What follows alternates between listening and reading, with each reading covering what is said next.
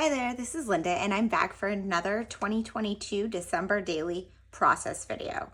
I am on the final week here and I am going to be putting together days 21 and 22 in this video, and then hopefully next week I will finish off the album with days 23, 24, and 25 in a follow-up video and have my album completed. So let's go ahead and dive right in.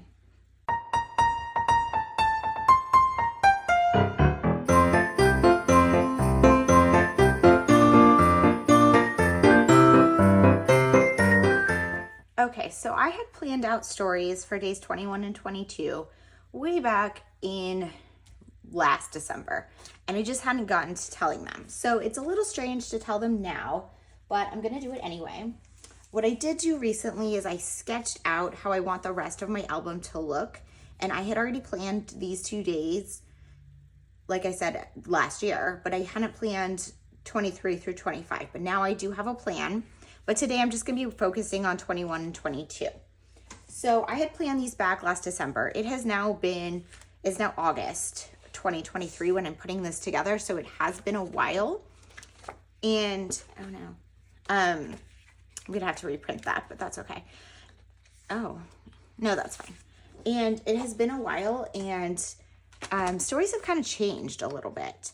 I'm just gonna kind of talk through with you while I crop this down.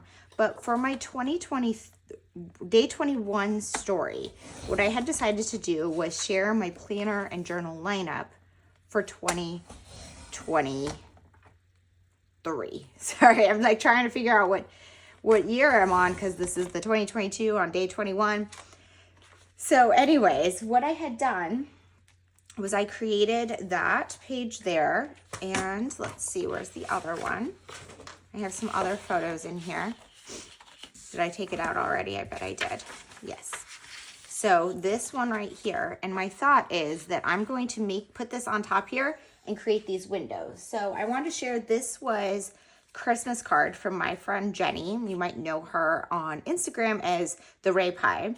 And she created this where she cut around all of these gifts and put all these photos inside her, like underneath the presents, and I thought it was the cutest Christmas card.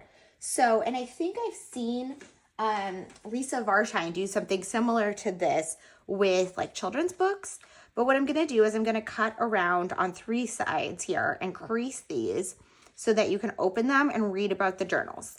Now I do want to say this is a kind of an outdated spread because I planned this last December, and as of now, in 2023, it is now August, I'm no longer using this planner. I'm no longer using this journal. I am using this planner, but I have changed the cover, and this one I am still using. So it has kind of shifted a bit, but I journaled this and created this as if it was last December because that was where I was at that point in time. And then for day 22, what I'm doing, and I'm just gonna crop this down, is I'm going to create a stocking. So I made myself some templates here, and I started with the template that was a free download in the 2022 prep party, and I kind of manipulated it to be the size that I wanted for my album.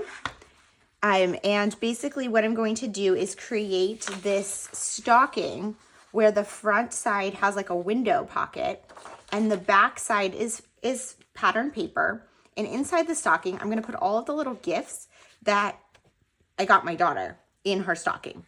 Now, I had originally planned to do those with Shrinky Dinks, and I had printed them on Shrinky Dink paper and then cut some out and tested it. And the printing just isn't good. Now, this is inkjet Shrinky Dink paper, and you can see like this is what the original photo looks like, and this is what it looks like on the inkjet Shrinky Dink paper, even after I gave it like 48 hours to dry without touching it. And then when you cut it out, it does kind of get a little bit better, but still. And I think that the ones that I did were like the best looking ones. Like some of these things, you can't even tell what that is. So I'm not going to use that. Instead, I'm just gonna cut them out.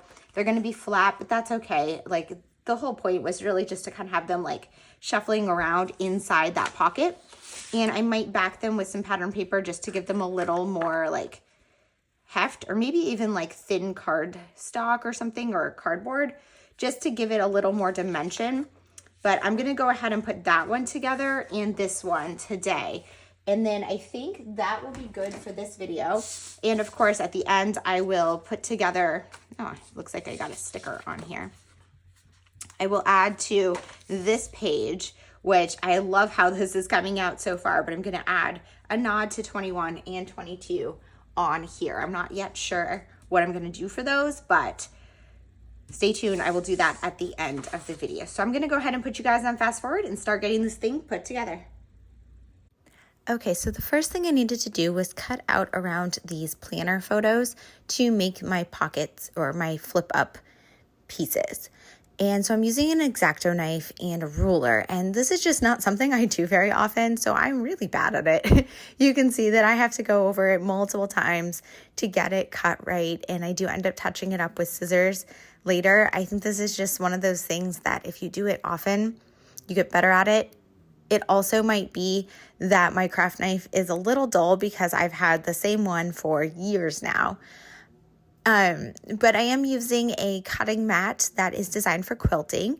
I don't quilt very often, but it is useful for something like this because it does have a little bit of give, so you can cut into it, but it's not going to scratch up the surface as if I was cutting directly onto my desk, which I do know some people do that, and they have craft desks that they don't mind scratching up. And although mine gets glue and adhesive all over it, I don't want to get it all scratched up, so I like this as an option.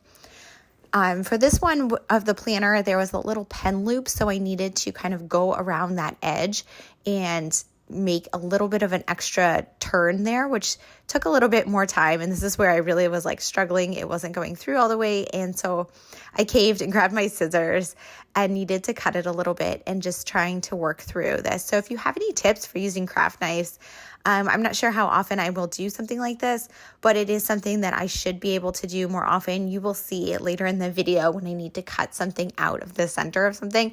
I just stab through it with my scissors because that's just so much easier for me personally. So I'm going through and cutting around on 3 sides of each of these pictures of the planners. And then what I'm going to do is crease them so that they fold open. And I do crease it back the other direction just so that you have like a good crease. But once it's adhered down, you'll only be able to open them or close them flat. And I was just testing them and making sure they're all lined up and close well. And then I'm going to use my regular rolling adhesive on the back of this, but I'm also going to use some red line tape. And I'm going to just put a thin piece of red line tape behind each of the creases because it is stronger than the rolling adhesive, and that will keep it from coming up when you flip open each of the little books, especially because those are very thin pieces on there as opposed to the like top and the side, the bottom where there's like way more paper. The edges in between them and on the far left hand side of the page are very, very narrow. So the red line tape, which is just a very strong double-sided tape, is going to keep it from coming up when you're like kind of just playing around with the page. So now the last step here is to adhere it to the back of day 20 and punch the holes. Actually, I lied. That's not the last step. I do also need to add my date on it. And I briefly considered not adding a number on it and just kind of skipping the number and then having it be, you would just assume it's 21 because 20 is before and 22 is after, but I decided I really didn't like the incompleteness of that, but I didn't really want anything to kind of mess up this page. I think that if I had thought it through more, I maybe would have added a number with my, on the computer, but instead I went to my stamp organization, and if you're unsure what that is that I'm talking about, I will link that up at the eye for you. But what I'm doing is I'm taking over an old number from my stash that has the set has 1 through 31. I believe it's from Felicity Jane, which is a brand that is no longer in existence. And I just stamped a little 21 in the corner. I considered adding a few different embellishments, but I just decided to leave it as is because I liked the simplicity of it. I'm moving on to day 22. I accidentally forgot to turn my camera on for the first 2 templates, but that's okay because you don't really need to see me cut out everything. You saw my template in the beginning of the video where I had 3 different of these stockings on a piece of just scratch paper that I had printed out. The first one had little tabs on it, and I cut it out of this paper that is also from Felicity Jane. One side is the red stripe, and another is the subtle kind of grid pattern that you can see on my desk there. And so I cut out a stocking using this pattern paper. So it's going to be the red stripe on the back, and it is that plaid on the front. Then I took a page protector that had been cut up and used part of one of the 4x6 pockets to cut out this boot shape again, or stocking shape, out of the plastic, which you can kind of see it there on my desk. It's clear, so it's a little harder to see, but it is there on my desk. And then the final one, which you saw me do, was cutting out this edge out of the red striped paper. And I just had this edge so that you can see through the front, but there's just a little bit of a pattern to it to kind of hold everything together. So I'm using red line tape and going around on all of the sides of this stocking here, except for across the top. My initial plan was to make this like a shaker pocket where it's going to be completely enclosed at the end. But I wanted to do everything except for the top piece. I'm sorry about my head getting in the way here, but I wanted to do everything except for the top piece to begin with so that I had everything kind of put together when I was putting all of the pieces inside of the pocket. But I do end up leaving it open as a pocket. So you can see I adhered the piece of plastic onto it there, and now I'm starting to just kind of cut out one of the things and see kind of what it looks like inside this pocket. But what I'm going to do is go ahead and put the pocket together on all of the sides, like I said, across from the top. And I'm just using red line tape all around the edge. I'm using little pieces so that I can get that curve, but I don't want there to be any gaps because I don't want anything falling out from the sides of this pocket. I used a red line tape that is pretty narrow. I think it's maybe like 1/4 of an inch, and that fits behind the rim of the front of the stocking that you can see that I cut out there on the red striped pattern paper. So that's going to cover up all of the tape completely and be a nice border. And then you will have the clear pocket in the center. I'm going around and removing the red line tape piece here so that I can adhere down the top of this stocking. I don't end up getting it lined up perfectly, but that's okay. I do end up trimming some of the excess off the ends. It doesn't need to be perfect. It would have been better if I could have lined it up a little bit better. I think that I cut them better than I lined them up, but it is what it is. So I went ahead and adhered it down. You could see I kind of messed up, and I finally got it. And like I said, it just wasn't perfect, but it's fine. And it's a little pocket here. So I started to go ahead and put these pieces in, but I wanted to add a number. So I have this metal tag that says 22 on it. That is from Tim Holtz, and I've had that in my stash for years, and I added it into there with the pieces from the photo. So what this photo is that last year I did a flat lay of all of the items that were in my daughter's stocking. I actually took this photo before I put them in the stocking, and because I did end up wrapping quite a few of these things before I put them in her stocking, so this way I was able to get a photo of everything.